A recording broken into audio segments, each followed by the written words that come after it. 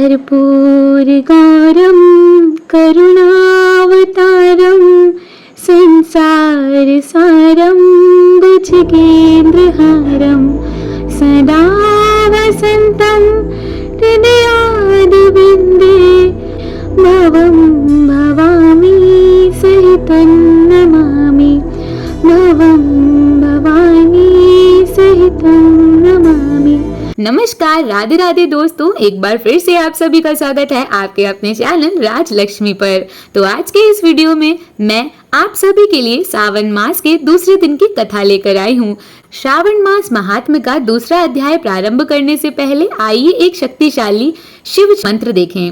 ओम नमः शिवाय। ओम नमः शिवाय यह मंत्र सभी दुख दूर करने वाला मंत्र माना गया है। ओम भगवान शिव का एकाक्षर मंत्र है। नमः शिवाय यह भगवान शिव का पंचाक्षरी मंत्र है। ओम नमः शिवाय इस मंत्र का 108 बार नियमित रूप से रोज जाप करने से सारे दुख दूर हो जाते हैं और घर में सुख शांति आती है। आज मैं आपको श्रावण मास के द्वितीय अध्याय के पाठ की कथा सुनाऊंगी। पहले हमने श्रावण मास के प्रथम अध्याय में शिव ने सनत कुमार को श्रावण मास शिव का मास की महिमा के बारे में बताया। तब सनत कुमार ने भगवान शिव की आराधना करते हुए उनसे श्रावण मास के महत्व को सुनाने के लिए कहा। इस अध्याय में श्रावण मास के व्रत नियम, धर्म व फल के बारे में वर्णन है। तो आइए देखते हैं अध्याय 2।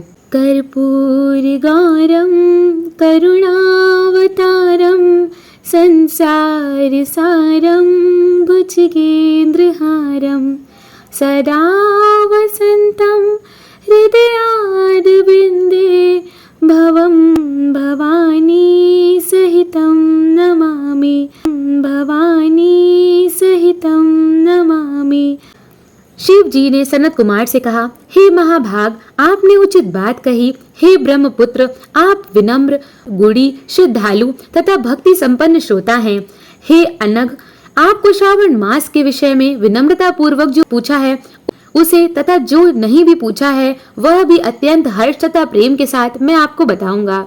द्वेष ना करने वाला सबका प्रिय होता है और आप उसी प्रकार के विनम्र हैं। क्योंकि मैंने आपके अभिमानी पिता ब्रह्मा का 5वां मस्तक काट दिया था, तो आप भी उस द्वेष भाव का त्याग करके मेरी शरण को प्राप्त हुए हैं। अतः हे तात, मैं आपको सब कुछ बताऊंगा, आप एकाग्रचित होकर सुनिए। हे योगिन, मनुष्य को चाहिए कि श्रावण मास में नियम पूर्वक नक्त व्रत करे और पूरे महीने भर प्रतिदिन रुद्राभिषेक करे। अपनी प्रत्येक प्रिय वस्तु का इस मास में त्याग कर देना चाहिए। पुष्पों, फूलों, धान्यों, तुलसी की मंजरी तथा तुलसी दलों और बिल्व पत्रों से शिव जी की लक्ष्य पूजा करनी चाहिए। एक करुण शिवलिंग बनाने चाहिए और ब्राह्मण को भोजन कराना चाहिए। महीने भर धारण पारण नामक व्रत अथवा उपवास करना चाहिए।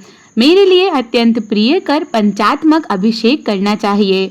इस मास में जो जो शुभ कार्य किया जाता है वह अनंत फल देने वाला होता है। हे मुने, इस माह में भूमि पर सोए ब्रह्मचारी रहें और सत्य वचन बोलें। इस मास को बिना व्रत के कभी व्यतीत नहीं करना चाहिए।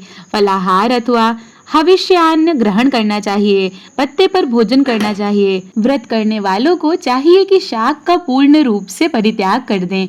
हे मुनीश्वर, इस माह में भक्ति युक्त होकर मनुष्य को किसी न किसी व्रत को अवश्य करना चाहिए।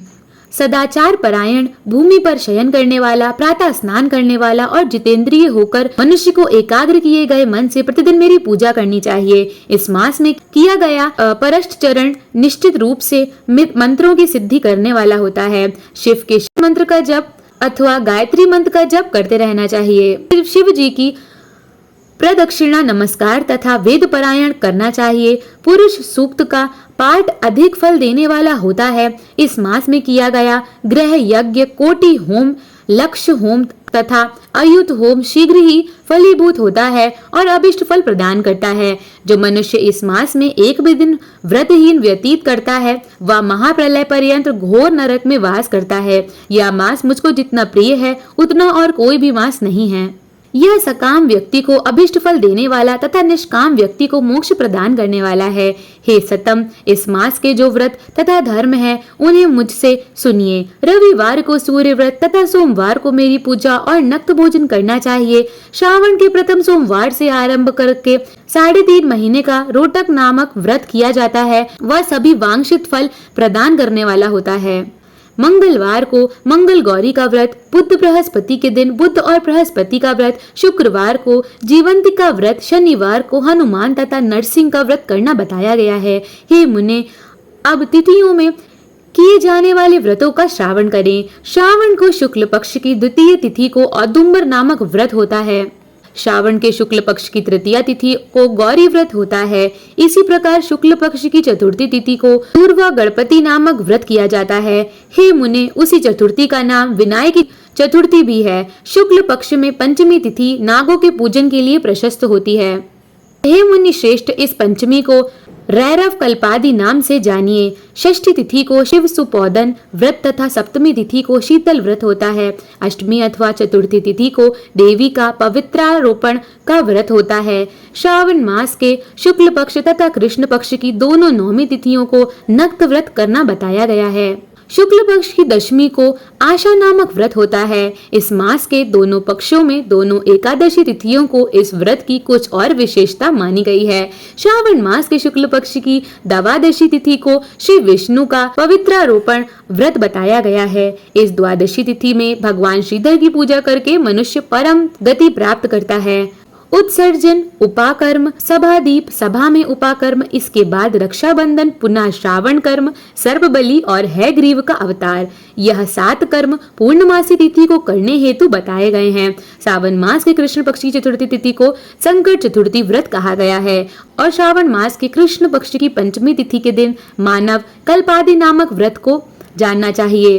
हे द्विजोत्तम, कृष्ण पक्ष की अष्टमी तिथि को श्री कृष्ण का पूर्णावतार हुआ। उस दिन उनका अवतार हुआ था। महान उत्सव के साथ इस दिन व्रत करना चाहिए। हे मुनि श्रेष्ठ, इस अष्टमी को मनवादी तिथि जानना चाहिए। सावन मास की अमावस्या तिथि को पिठौरा व्रत कहा जाता है।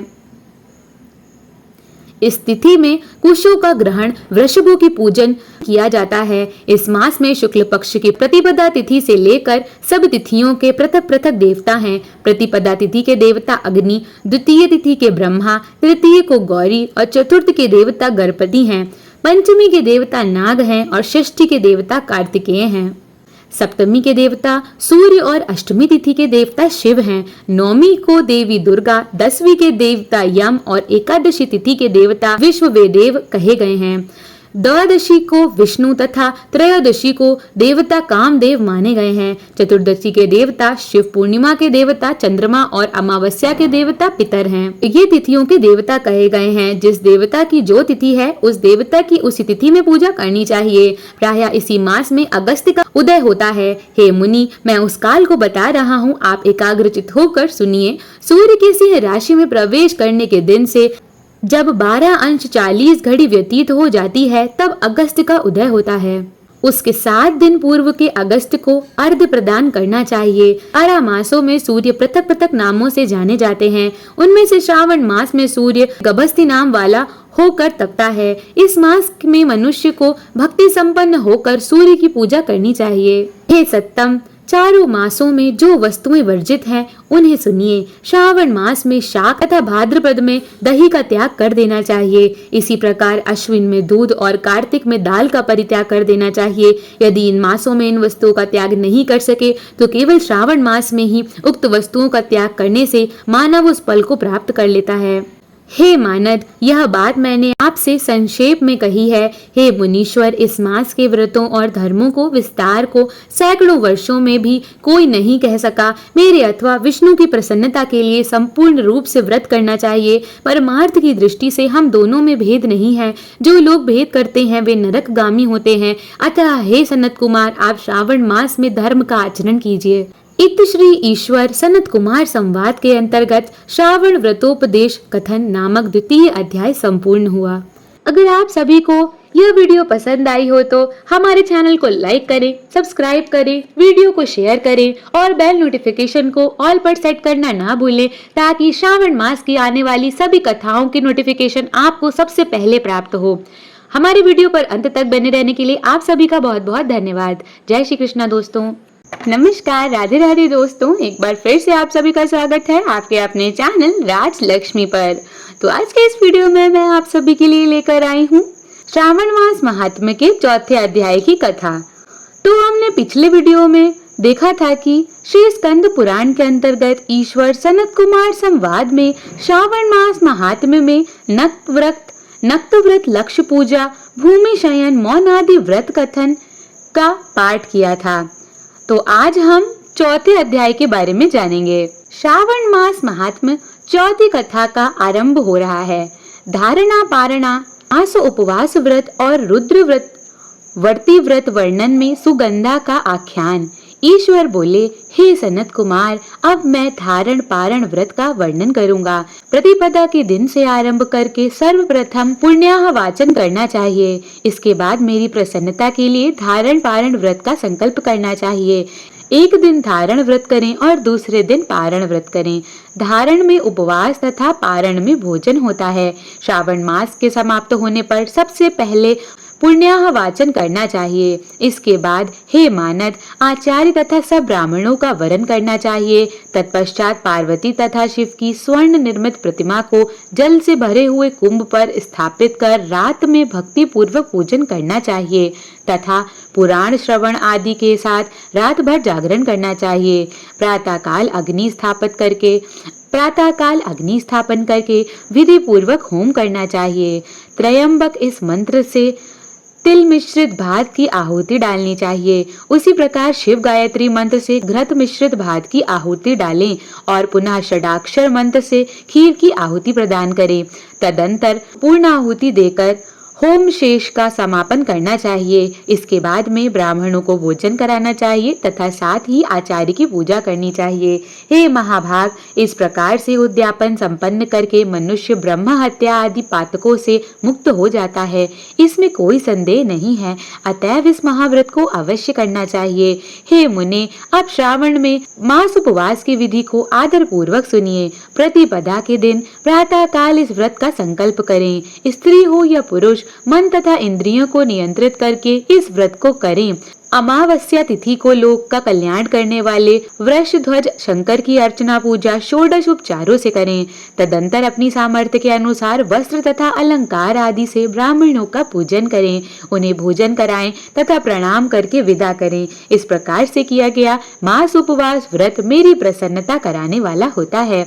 हे सनत कुमार, मनुष्यों को भी सभी सिद्धियां प्रदान करने वाले लक्ष्य संख्या परिमिति रुद्रवती व्रत के विधान को सावधान होकर सुनिए। अत्यंत आदर पूर्वक कपास के 11 तंतुओं से बत्तियां बनानी चाहिए। वे रुद्रवती नाम वाली बत्तियां मुझे प्रसन्न करने वाली होती हैं। मैं श्रावण मास में भक्ति पूर्वक डिवोन के देव गौरीपति महादेव का इन 1 लक्ष्य संख्या वाली बत्तियों से निराजन करूंगा। इस प्रकार श्रावण मास के प्रथम दिन विधि पूर्वक संकल्प करके महीने भर प्रतिदिन शिव जी का पूजन कर 1000 बत्तियों से निराजन करें और अंतिम दिन 71,000 बत्तियों से निराजन करें, अथवा प्रतिदिन 3000 बत्तियां आदर पूर्वक अर्पण करें और अंतिम दिन 13,000 बत्तियां समर्पित करें, अथवा एक ही दिन सभी 1 लाख बत्तियों को मेरे समक्ष जलाएं। प्रचुर मात्रा में घृत में भिगोई जो स्निग्ध बत्तियां होती हैं, वे मुझे प्रिय हैं। तत्पश्चात मुझे शिवेश्वर का पूजन करके कथा श्रावण करें। सनत कुमार बोले, हे देव देव, हे जगन्नाथ, हे जगद आनंद कारक, कृपा करके आप मुझे इस व्रत का प्रभाव बताएं। हे प्रभु, इस व्रत को सर्वप्रथम किसने किया था तथा इसके उद्यापन में क्या विधि होती है? ईश्वर बोले, हे ब्रह्मपुत्र, व्रतों में उत्तम इस रुद्रवर्ती व्रत के विषय में सावधान होकर सुनिए। यह व्रत महापुण्यप्रद, सभी उपद्रवों का नाश करने वाला, प्रीति तथा सौभाग्य देने वाला, पुत्र पौत्र समृद्धि प्रदान करने वाला, व्रत करने वालों के प्रति शंकर जी की प्रीति उत्पन्न करने वाला तथा परम पद शिवलोक को देने वाला है। तीनों लोकों में इस रुद्रवर्ती के समान कोई उत्तम व्रत नहीं है। इस संबंध में लोग यह प्राचीन दृष्टांत देते हैं। क्षिप्रा नदी के रम्य तट पर उज्जैनी नामक सुंदर नगरी थी। उस नगरी में सुगंधा नामक एक परम सुंदरी वीरांगना थी। उसने अपने साथ संसर्ग के लिए अत्यंत दुस्साह शुल्क निश्चित किया था। 100 स्वर्ण मुद्रा देकर संसर्ग करने की शर्त रखी थी। उस सुगंधा ने युवकों तथा ब्राह्मणों को भ्रष्ट कर दिया था। उसने राजाओं तथा राजकुमारों को नग्न करके उनके आभूषण आदि लेकर उनका बहुत तिरस्कार किया था। इस प्रकार उस सुगंधा ने बहुत लोगों को लूटा था। उसके शरीर की सुगंध से कोस भर का स्थान सुगंधित रहता था। वह पृथ्वी तल पर रूप, लावण्य और कांति की मानो निवास स्थली थी। वह 6 रागों और 36 रागिनियों के गायन में तथा उनके अन्य बहुत से भेदों की भी गान क्रिया में अत्यंत कुशल थी। वह नित्य में रंभा आदि देवांगनाओं को भी तिरस्कृत कर देती थी और अपने एक एक पग पर अपनी गति से हाथियों तथा हंसों का उपहास करती थी। किसी दिन वह सुगंधा कटाक्षों तथा बहुलाचान के द्वारा काम बाणों को छोड़ती हुई क्रीड़ा करने के विचार से क्षिप्रा नदी के तट पर गई। उसने ऋषियों के द्वारा सेवित मनोरम नदी को देखा। वहां कई विप्र ध्यान में लगे हुए थे तथा कई जप में लीन थे, कई सिरवाचन में रत थे तथा कई विष्णु के पूजन में तल्लीन थे। हे महामुने, उसने उन ऋषियों के बीच विराजमान मुनि वशिष्ठ को देखा। उनके दर्शन के प्रभाव से उसकी बुद्धि धर्म में प्रवृत्त हो गई। जीवन तथा विशेष रूप से विषयों से उसकी विरक्ति हो गई। वह अपना सिर झुकाकर बार बार मुनि को प्रणाम करके अपने पांव की निवृत्ति के लिए मुनि श्रेष्ठ वशिष्ठ जी से कहने लगी। सुगंधा बोली, हे अनाथनाथ, हे विप्रेंद्र, हे सर्व विद्या विशारद, हे योगीश, मैंने बहुत से पाप किए हैं, अतः हे प्रभु, उस समस्त पापों के नाश के लिए मुझे उपाय बताइए। ईश्वर बोले, हे सनत कुमार, उस सुगंधा के इस प्रकार कहने पर वे दीन वत्सल मुनि वशिष्ठ अपनी ज्ञान दृष्टि से उसके कर्मों को जानकर आदर पूर्वक कहने लगे। वशिष्ठ बोले, तुम सावधान होकर सुनो, जिस पुण्य से तुम्हारे पाप का पूर्ण रूप से नाश हो जाएगा, वह सब मैं तुम्हें अब बता रहा हूँ। हे भद्रे, तीनों लोकों में विख्यात वाराणसी में जाओ। वहां जाकर तीनों लोकों में दुर्लभ महान पुण्य देने वाले तथा शिव के लिए अत्यंत प्रीत कर रुद्रवती नामक व्रत को उस क्षेत्र में करो। हे भद्रे, इस व्रत को करके तुम परम गति प्राप्त करोगी। ईश्वर बोले, तब उसने अपना धन लेकर सेवक तथा मित्र सहित काशी में जाकर वशिष्ठ के द्वारा बताए गए विधान के अनुसार व्रत किया। इस प्रकार उस व्रत के प्रभाव से वह सशरीर उस शिवलिंग में विलीन हो गई। हे सनत कुमार, उस प्रकार जो स्त्री इस दुर्लभ व्रत को करती है, वो जिस जिस अभिष्ट पदार्थ की इच्छा करती है, उसे निसंदेह प्राप्त करती है। हे सुव्रत, अब आप माणिक्यवर्तियों का महात्म्य सुनिए। हे विप्रेंद्र, उन माणिक्यवर्तियों के व्रत से स्त्री मेरे अर्ध आसन की अधिकारिणी हो जाती है और महाप्रलय पर्यंत वह मेरे लिए प्रिय रहती है।